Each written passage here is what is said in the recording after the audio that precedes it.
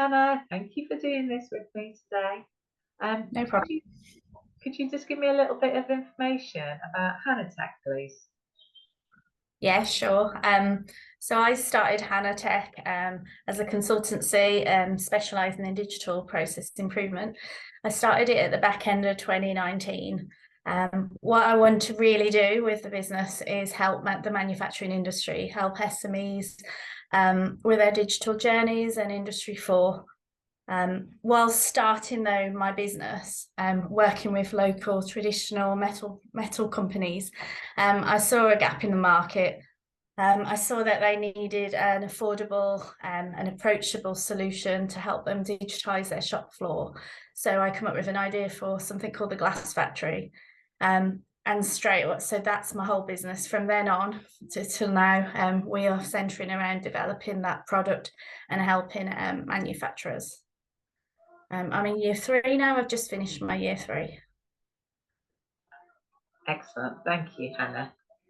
It's good that you're still going in year 3, because that's one of the hardest things to get to year 3. So that's Yes. excellent. So could you just explain what your R&D project was, please? Yeah, so the whole claim centered around developing the Glass Factory as a solution. I actually lumped together year 1 and 2 into the same claim. So in year 1, this was more about the idea and the concept of a solution for manufacturing and developing a minimum viable product that I could pilot with local manufacturers. And then in year 2, further development happened, lots of trial and error and research and lots of cost as well, and lots of learnings. And by the end of year 2, managed to actually get to a commercial launch. So yeah, that was my claim. No, that's really good, isn't it, that you've managed to get to a commercial launch. So, so talking about the R&D and the claim process, do you think you would have been able to make the correct judgments if you hadn't asked for advice? I don't think so, no. So I thought I knew the process, but I wasn't confident that if I went alone and submitted a claim alone, or with my just my accountant sort of glancing at it, that it would be successful. And because I am a small business, I didn't mention before, but a small team trying to grow. So I've recruited a few times throughout my year 1 and 2, and sometimes that's not worked. So yeah, still trial and error all the time. It was just really important that submitting a claim would actually get a successful outcome at the end.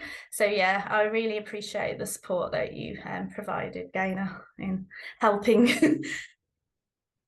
That's good. That's good. Thank you. So, so you were happy with the outcome of the R&D claim then? Yeah, absolutely. So because I did end up lumping 2 years together, I suppose at the end of it, the outcome was a little bit larger than if I'd have separately made 2 claims individually. So yeah, the injection of cash into just after my year 2 has really helped now with my year 3, because still it's a software product, so there's always improvements to be made and there's always more functionality. And as I work with more and more manufacturers, they come up with more ideas. So it's, yeah, this sort of the successful claim has helped with my year 3 to start that off as I mean to go on, really, and yeah, get that funding that I needed. Excellent. So how long did the actual process take you in the end? Okay, so I think it took around sort of 4 or 5 months from when we first met, Gaynor, to actually we worked on a draft together and then getting the money in the bank at the end in the business account.